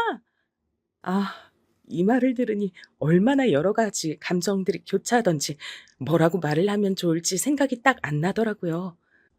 아, 그래. 아이고, 좋은 일이구나. 저는 여자가 아니라서 아기를 낳는 고통이 어떤지 모르지만 아무튼 딸이 앞으로 큰일을 앞두고 있다는 것 정도는 예상이 갔어요. 그리고 여러모로 딸이 걱정스럽고 안쓰럽고 그저 마음이 쓰일 뿐이었죠. 그러고 한 달쯤 지나 딸과 사위가 함께 밥을 먹었는데 사위는 여전히 절 어려워하더군요. 아버님은 손주와 손녀 중 어느 쪽이 좋으세요? 이제 좀 시간이 지나면 성별을 알 수 있거든요. 그게 뭐가 중요한가? 그냥 건강히 낳기만 하면 그만이지. 어느 쪽이건 난 너무 좋을 것 같아. 사돈들께서도 좋아하시지? 그럼요. 집에서 제가 가장 먼저 결혼한 데다 아이까지 생겼으니 엄청 좋아하세요. 수연이 먹을 것도 많이 챙겨주시고요. 그래. 아무쪼록 우리 수연이 좀 잘 부탁하네. 자네도 아버지가 되는 거니까 신경 쓸 것도 많고 많이 외롭기도 할 거야. 여자들이 그런 거 잘 알아주지 않더라고. 그러면서 저는 사위 온 매무새를 한 번 더 다듬어 주었고 이제 막 초기에서 안정기로 넘어가는 딸의 뒷모습을 보며 여러 생각에 잠겼답니다. 아내로부터 제품으로 넘어와 눈도 못 뜨고 간신히 울어가며 몸을 부르르 떨어대던 그 아기가 한쪽 부모가 없는 상황에서 참으로 어렵게 자랐으니까요. 그런데 어느덧 성장해서 어른이 되고 또 그때 자기만한 아기를 몸 안에서 키워낸다니 생각이 많아질 수밖에 없었어요. 못해주고 안쓰러운 기억만이 제 안에 남아있을 뿐이었어요. 아마 이때가 아내와 헤어진 이래로 처음 아내에게 한 번쯤은 연락해볼까 생각했던 날인 것 같아요. 물론 하진 않았습니다. 그러고 3주쯤 지나 저는 때 아닌 뉴스를 딸에게 접어들고 전화를 떨구게 되었답니다. 겨우 다시 허둥지둥 주워들고 힘겹게 받아 딸의 안부를 물었어요. 왜? 아니, 어쩌다가 그렇게 된 거냐? 그래서 너는 괜찮은 거야? 대답을 하는 딸의 목소리는 힘이 없었고 물기가 어려 있었어요. 그럼 아빠, 난 괜찮아. 애기만 불쌍하지 뭐. 그봐, 나 늦게 결혼한 거 맞다니까. 아주 작은 충격에도 이렇게 애기 떠나보내기도 하나 봐. 더 어리고 젊은 엄마였으면 애기 단단하게 잘 붙잡고 있었겠지? 저는 이때 너무 절망할 수밖에 없었던 게 딸아이가 그만 초기에 아기를 보내게 된 거예요. 이유는 뭐 그냥 종잡을 수가 없다지만 너무 힘들어하더라고요. 당시에 저는 사위에게 전화를 해볼까 하다가 딸이 엄청 말리길래 그만뒀어요. 전화해서 뭔 말을 할 게 있어, 아빠. 뭐 사위 붙잡고 통곡이라도 하고 위로라도 하게? 우리는 우리가 알아서 잘 소화시킬 테니까 아빠 너무 걱정하지 마. 난 나대로 추스르면 되니까. 그러면서도 딸이 너무 안쓰러웠고 얼마간 딸에게 가끔씩 전화해서 어찌 지내는지 물었어요. 나 잘 있지 뭐. 사실 좀 쉬어가고 싶은데 어머니 아버님은 아기가 빨리 보고 싶으신가 봐. 아마 더 늦으면 더 안 생길까 봐 걱정돼서 그러시는 거겠지. 아니, 나한텐 네가 더 중요한데 뭔 소리냐. 아직 몸 회복한 지 얼마 안 됐는데 그렇게 빨리 애를 가져서 어쩌려고. 그러다 몸 망가지는 거 아니냐? 에이, 아빠 또 오버한다. 너무 걱정이 많아서 탈이야. 보통 이렇게 보내고 난 뒤에 아기가 더 잘 들어서기도 한데 아기 천사가 오면 축복이고 아님 좀 더 기다리란 뜻으로 알아야지. 아빠, 나 이제 좀 쉴게. 그러면서 딸아이는 전화를 끊었고 전 근처에 살아서 뭔가를 해줄 수 없음이 너무 가슴 아팠어요. 결국 이렇게 따져보면 또 저의 경제적인 형편이 마음에 걸리고 돈이라도 여유 있었다면 딸 근처에 살면서 도왔을 텐데 너무 많은 것들이 절 힘들게 만들더라고요. 그러다가 명절날이 되었는데 결혼하고 첫 명절인데 딸한테 가타부타 연락이 없는 거예요. 제가 먼저 사위에게 전화했는데 그간 연락을 안 해서 그런지 서로 뭔가 어색하고 찬바람이 불었어요. 자네 잘 있었나? 이번에 수연이가 자네랑 온다고 얘기했던 것 같은데 벌써 다음 주인데 아무 말이 없네. 수연이 어디 아픈 건 아니지? 아, 그래서 저한테 전화하셨군요. 네, 아버님, 수연이 지금 자는 것 같아요. 몸이 많이 약해졌는지 자는 날들이 많네요. 저는 이렇게 전화를 끊긴 했지만 확실히 딸아이로 인해서 불안해지는 감정이 많아졌어요. 연락도 잘 안 받고 아무래도 그때 아기를 보낸 일로 많이 우울해하는 것 같더군요. 보다 못한 저는 사위에게 제법 긴 문자를 보냈답니다. 대충 우리 딸한테 잘해달라는 내용이었어요. 수연이가 원체 몸이 약한데 그 일을 겪고 나서 더 많이 우울해하고 힘든 것 같네. 자네도 가장으로서 힘든 일이 많겠지만 둘이 서로 도와가면서 잘 살았으면 좋겠네.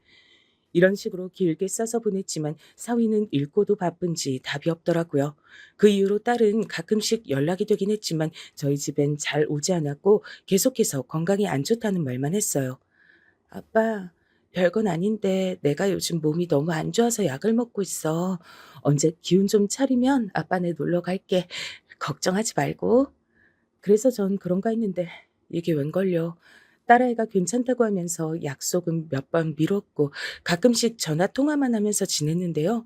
그러다가 폭설이 내리고 한파에 치달았던 어느 날 전 딸이 아닌 사위로부터 다급한 전화 한 통을 받게 됐답니다. 잠깐 자네 그게 무슨 우리 수연이 말하는 건가? 수연이가 어찌 됐다고?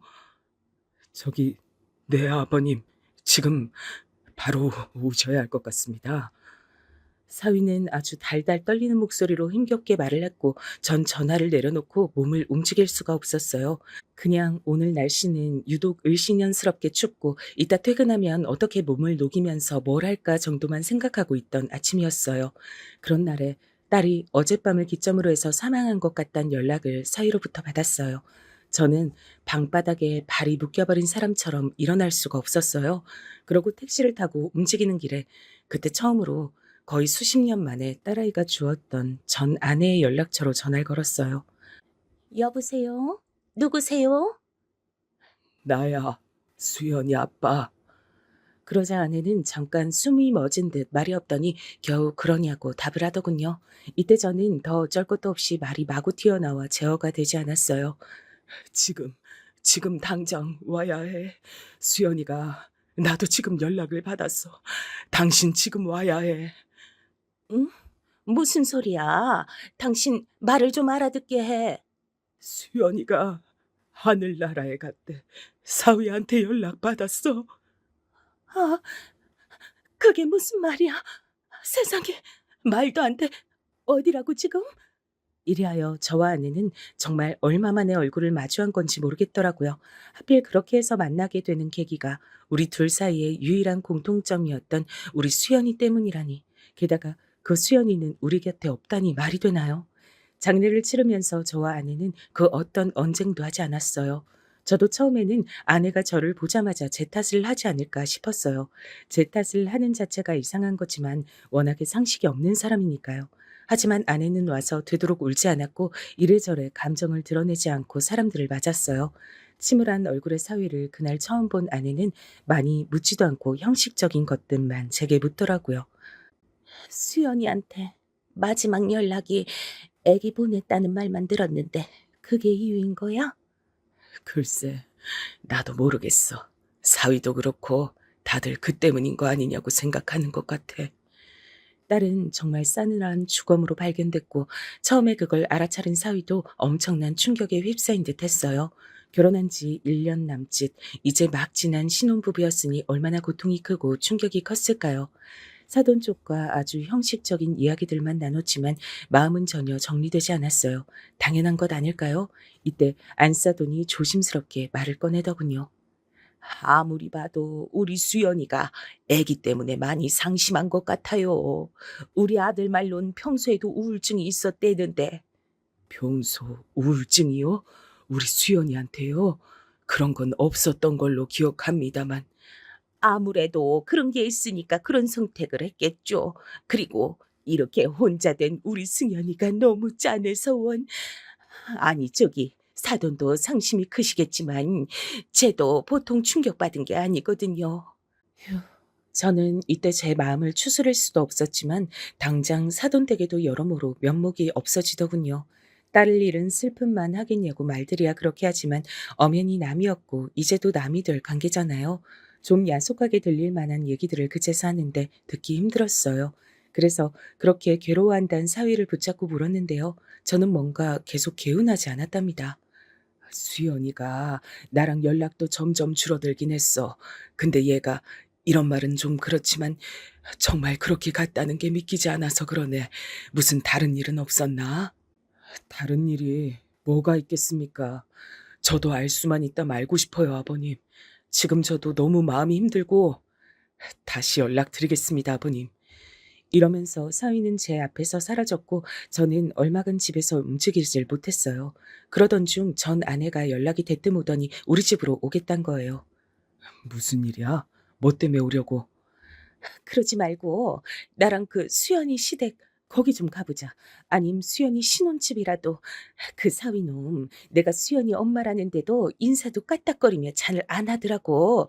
아무리 젊은 나이에 부인이랑 사별했고 나랑도 이번 처음 봤대지만 도통 수연이에 대한 마음이 잘 안 느껴져. 이제 와서 뭘 어쩌려고. 그러게 사위들이고 둘이 만날 때 진즉 친정 엄마 노릇 늦게라도 하든가. 지금 뭘 바라는 거야? 그렇게 흥분할 일이 아니야. 이제 와서 장모님 대접받자는 것도 아니고 난 그냥 가서 수연이 흔적을 더 얻어오고 싶어. 어차피 정리하러 가야 되잖아. 당신 혼자 못할 거야 아마. 사위도 있으니까 알아서 하겠지만 나도 가서 돌봐야 되는데. 그래, 발이 너무 안 떨어졌어. 저는 장례식장에 있던 딸 영정 사진이며 가는 길 끝까지 봤음에도 왜 딸아이가 살던 집에는 쉽사리 못 가겠던 걸까요? 아무튼 그 자리에 전 아내가 함께 해주었는데요. 특별한 생각 없이 주소만 보고 찾아갔던 사돈집 입구에선 먹음직스러운 냄새가 현관문 너머로 흘러나오더군요. 심지어 문도 반쯤 열려 있어서 배를 누르기도 애매한 상황이었어요. 뭐야? 이 집 맞아? 고기를 구워 먹는 건가? 어머, 근데 이해가 안 간다. 며느리 상을 치른 집에서 이렇게 거하게 먹고 앉았을 일이야? 뭐 법으로 금지된 것도 아니지만 참 거시기하네. 그러면서 아내는 꽤 불쾌했고 저도 순간적으로 인상을 찌푸렸는데요. 그때 안에서 들려오는 소리에 저는 완전 귀를 쫑긋 세우고 듣게 됐어요. 그리고 이 대화는 도저히 맨정신에 듣고 있을 수 없는 내용이었답니다. 떠들고 있는 사람들도 역시 맨정신이 아닌 듯 했고요. 가장 먼저 제 귀에 꽂힌 것은 약간 까탈스레 느껴졌던 안사돈 목소리였어요. 솔직히 나는 그날 걔 친정아버지 보는데 심장이 덜컹하더라고. 설마 그 뭐지 그 수연이가 지 아빠한테 얘기하진 않았겠지? 너랑 혜정이 얘기는 안 했을 거 아니야? 그걸 설마 말했을까?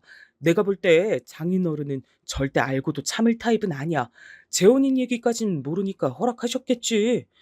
여기서 전 눈이 퍼뜩 띄었고 아내는 절 곧바로 주시하더니 작게 읊조렸어요. 이게 무슨 소리야? 재혼이라니 당신 몰랐어?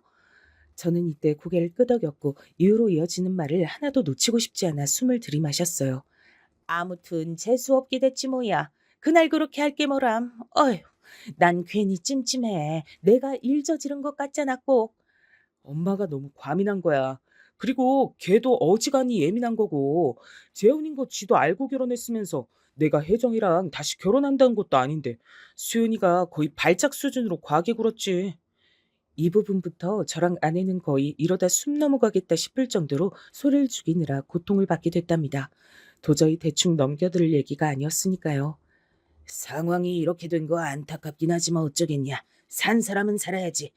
그러게 누가 그깟 남편 이전 여자 일로 이렇게 목숨을 함부로 하랬나. 어휴 의신연스러워서 이게 뭐야. 멀쩡히 잘 나가던 집에 재수만 옴붙게 생겼네. 좌우지간 이건 무덤깍지 다들 입 꾹 닫고 가야지.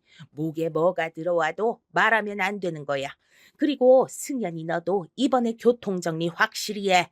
혜정이랑 다시 살 건지 말 건지 내가 볼 때 니들 여전히 미련 있어 배더만. 나는 그럴 마음 있는데 혜정이가 없대잖아. 이혼한 뒤로 그냥 즐기면서 살자 그랬어. 나보곤 재혼한 와이프랑 애도 낳아서 잘 키우라고까지 하던데 그 정도면 나랑 합칠 생각은 없나 봐. 전 여기서 심장이 쿵쿵 뛰다 못해 기절할 지경이었어요. 재혼이라니. 아무리 들어봐도 저 말본새는 우리 수연이도 알고 있었단 거잖아요. 게다가 이미 살다가 헤어진 듯한 저 혜정이란 여자와 중간에 만나기라도 했던 것 같더군요. 그런데 그들은 너무나 아무렇지 않게 마치 가십거리를 다루듯이 여전히 부어라 마셔라 하면서 말을 하는 거예요. 좌우지간 네 누나가 경고할 때 들었어야지. 나도 같은 여자로서 비슷한 생각이긴 해. 여자들 촉이 얼마나 좋은데. 솔직히 우리끼리 얘기지만 난 수연이가 너 혜정이랑 모텔 드나든 거 알고 애기 보낸 거 맞는 것 같아. 시기가 딱 그렇잖아. 전 여기서 저도 모르게 그만 짧은 탄식이 입 밖으로 흘러나왔고 저랑 마주보고 숨죽이던 아내가 돌연 미간을 확 찌푸리더라고요. 그러나 다행인지 불행인지 그들은 저들끼리 취해서 떠드느라 모르는 것 같았어요. 아이, 엄마, 말 좀 그렇게 하지 마. 누가 들을까 무섭네. 그게 무슨 나 때문이야. 그때 수연이 걔가 미친 듯이 예민했어. 재혼한 거 다 받아주고 사는데 아직도 만나는 거냐는 둥 블랙박스랑 핸드폰 다 뒤지고 완전 미친 애처럼 굴었다니까. 지가 그렇게 무리해서 움직이니 애가 오다가도 사라지지.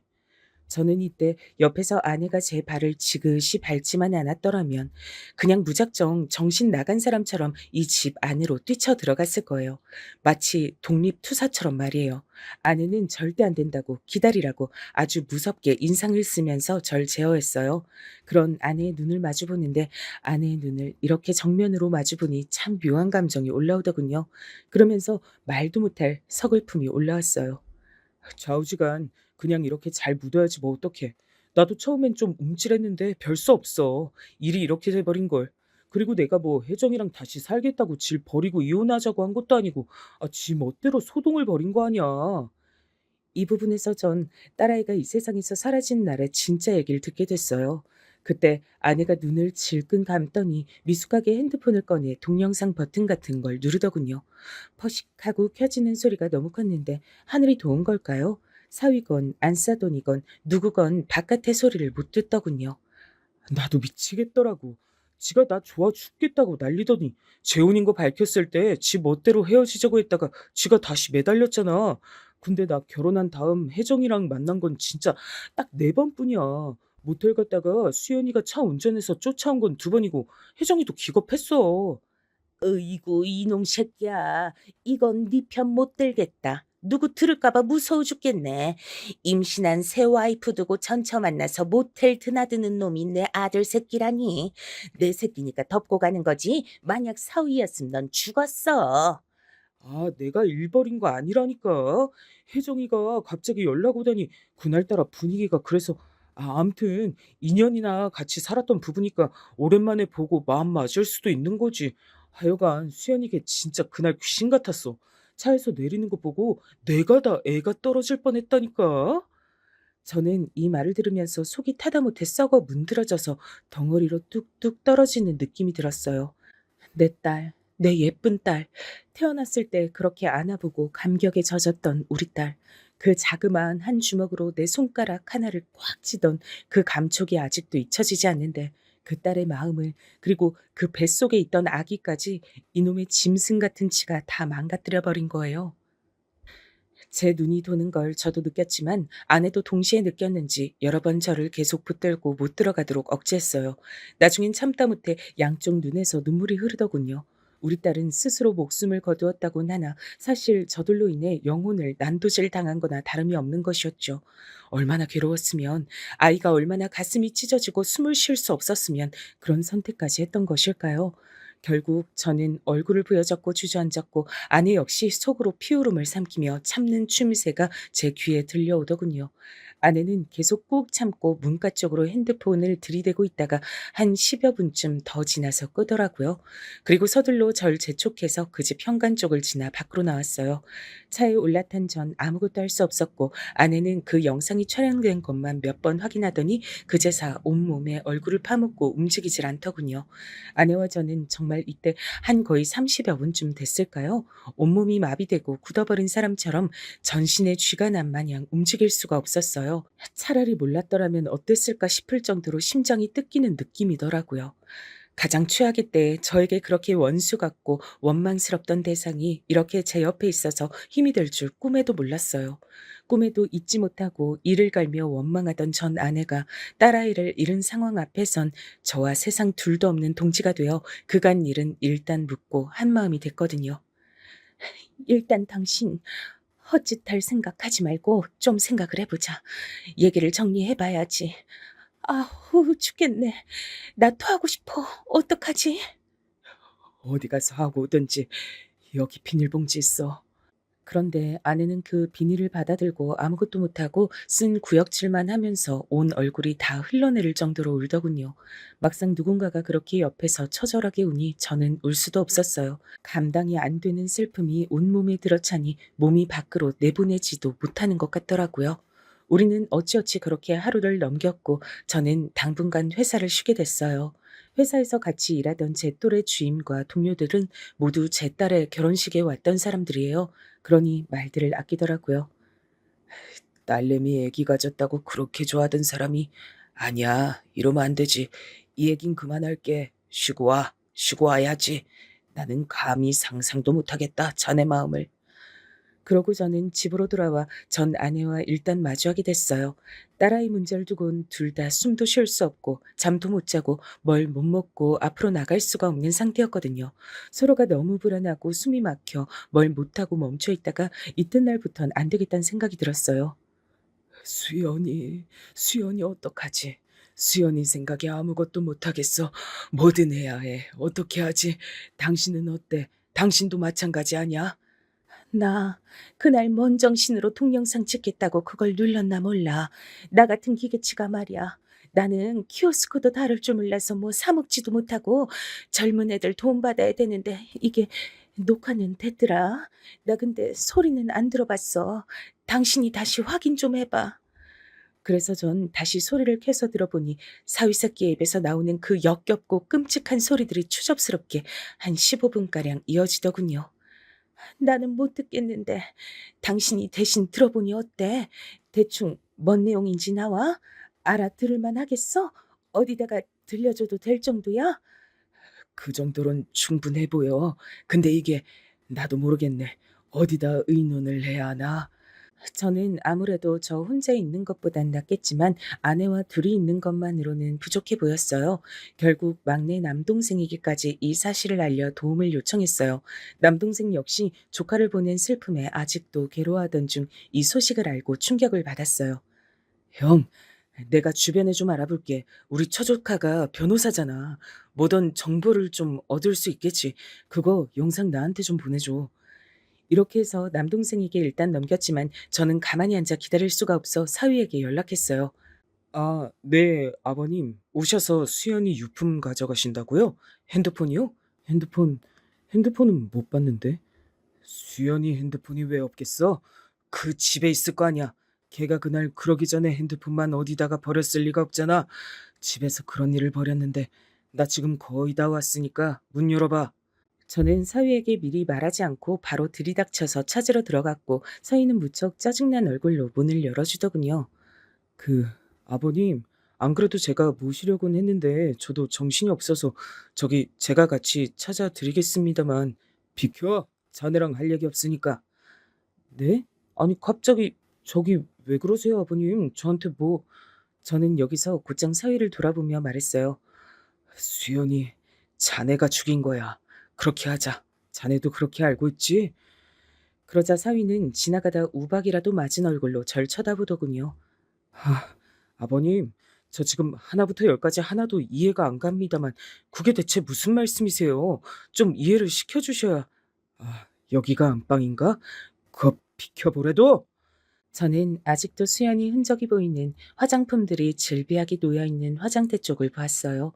거기에는 자주 들고 다니는 듯한 작은 가방들이 있길래 무조건 손을 집어넣어 핸드폰을 찾았죠.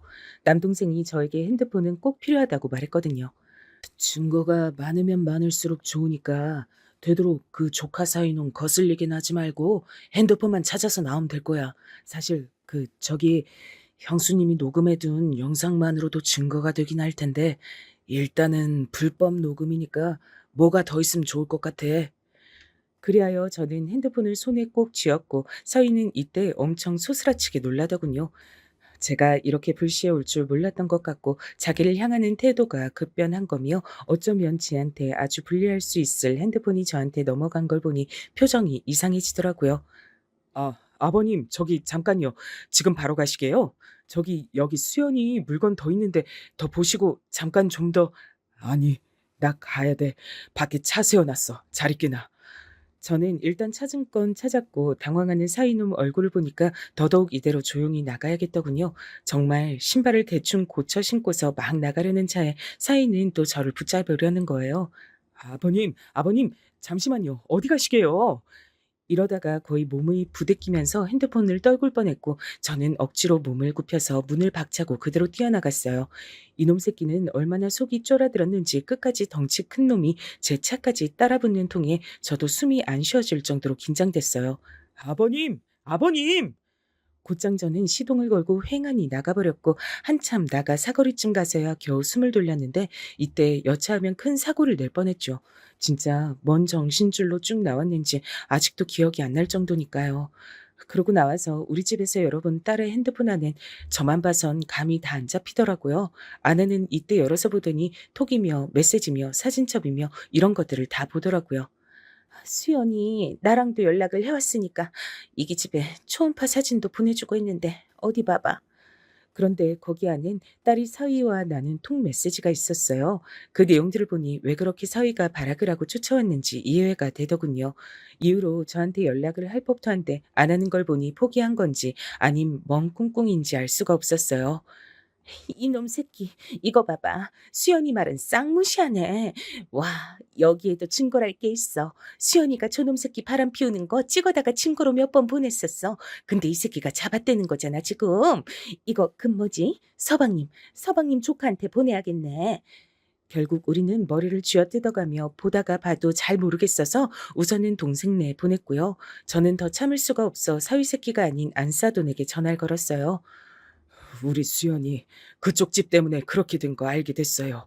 저 승현이 새끼랑 그놈이랑은 노란한 전청가 뭔가 싹 다 고소할 거예요.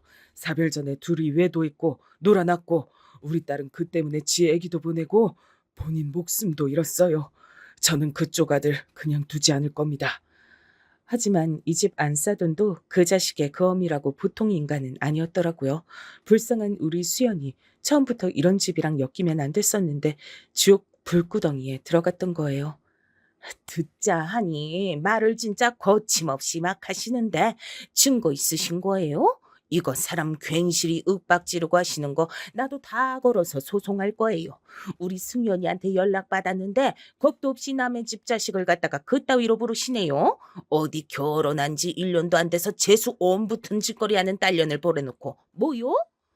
제 마음 같아선 이 말 듣고 곧장 쫓아다 다 깨부수고 싶었지만 전 아내와 남동생의 만류와 지도로 인해 참았어요. 그리고 조용히 변호사를 통해 충분히 상담을 하고 해서 증거들을 가지고 이들을 고소했죠. 상간 소송부터 시작하니 그쪽 전처인지 뭔지 아는 여자애는 난리가 났더군요. 전 진짜 몰라요. 아무것도 몰랐어요. 전 남편이 전 남편이 진짜 자긴 결혼하지 않았다고 했단 말이에요. 왜 제가 소송을 당해요? 이런 와중에 사위도 개떡 같은 반응을 보였답니다. 아, 진짜 듣자 하니 무슨 개소리세요. 제가 수연이를 그렇게 만들다니. 어디서 개떡 같은 내용들을 증거랍시고 가져와서 저 진짜 자다가 괜히 어디 두드려 맞는 느낌이에요. 자신 있으세요? 제가 무슨 바람을 피워요. 수연이도 제가 재혼인 거 다 안다고요. 그냥 전처 만나고 온 거예요. 하지만 딸 핸드폰에 있는 통 내용이나 바람 피운 증거를 모아둔 내역들이 싹 다 정리가 되어 외도 증거로서 채택이 되긴 했답니다. 이후로 소송 방향이라든지 이런 것들이 우리 눈에 시원치 않았어요. 돈을 얼마를 받는다 한들 많이 받아도 적게 받아도 그렇게 속이 풀릴 것 같진 않겠더군요. 결국 저는 그 전철한 여자애를 몰래 만났어요. 아내와 함께요.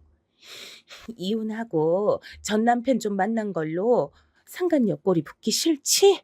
근데 당신 때문에 우리 딸이 저렇게 됐어. 무섭지 않아? 근데 우린 다 필요 없어. 저놈 새끼랑 가족들만 다 뒤엎어버릴 거야. 그쪽이 좀 도와줬으면 좋겠는데. 제가 뭘 어떻게요?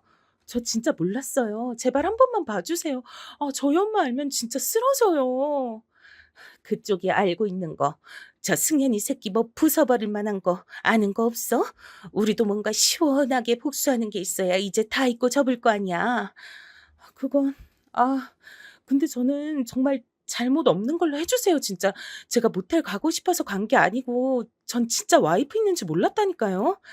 됐고 빨리 말해. 뭐 없어?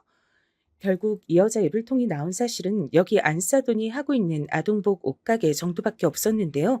그래도 그게 거의 생계를 담당하고 있다더군요. 어머님, 암튼 전 시어머님이었으니까 이해해 주시고요. 암튼 그걸로 돈 엄청 벌어서 건물 올리시기도 했어요. 지금은 관리만 겨우 한다고 하지만 그게 제일 타격이 크긴 할 건데, 저 진짜 무서워요. 제 얘기는 하지 마세요.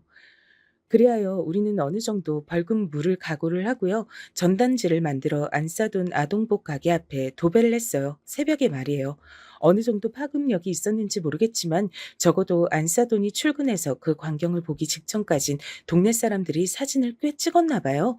여기저기 퍼지고 알려졌으니까요. 이때 정말 대단한 싸움으로 가기 이전에 저희는 벌금 얼마 물고 끝내긴 했는데 안사돈네는 타격이 어마어마했어요. 진짜 돌아버린 거 아니에요? 나 이거 다 손해배상 청구할 거야. 어쩔 거예요? 와, 나 여기 지금 몇십 년째 여진 고객들이 얼만데 거기 내 아들 얼굴을 넣어가지고 전단지를 만들어? 나 장사하면서 애지간한 바닥 다 봐가며 살아온 사람이야. 니네 진짜 다 죽을 줄 알아. 그러자 아무래도 여자들에게 말이 딸린 절 대신에 전 아내가 나서서 반박했어요. 야, 너 할 테면 어디 해봐. 넌 그래도 네 새끼 숨은 붙어있지? 내 새끼는 네 새끼 애까지 보내고 이제 세상에 없고 만질 수도 없다. 너 자식 잃은 인간이 어디까지 맛이 갔는지 직접 못 겪어봤지? 나도 안 겪어봐서 내 끝을 모르겠어. 한번 제대로 겪어볼래? 그러니 안사돈도 주제에 찔린 게 있고 지들 입 놀리던 거 녹음돼서 증거로 돌던 것까지 있으니 뭐라 입을 더 못 대더라고요. 뭐? 손해배상? 놀고 앉았네. 해봐. 난 그럼 방송에 제보한다. 너 한국에서 발 못 붙이게 할 거야. 네 자식 그냥 다 끝까지 숨도 못 쉬게 묻어버릴 수도 있어. 여기까지 실랑이를 벌이니 비로소 안 써둔 도 입을 다물었고 온 얼굴이 울퉁불퉁 실룩거리면서도 받아치질 못하더군요. 그렇게 안 써둔네 그 자그마한 가게를 운영하는 꼬마 건물은 몇 달 뒤 1층은 임대가 나왔고 평이 점점 나빠지면서 층별로 공실이 되더군요.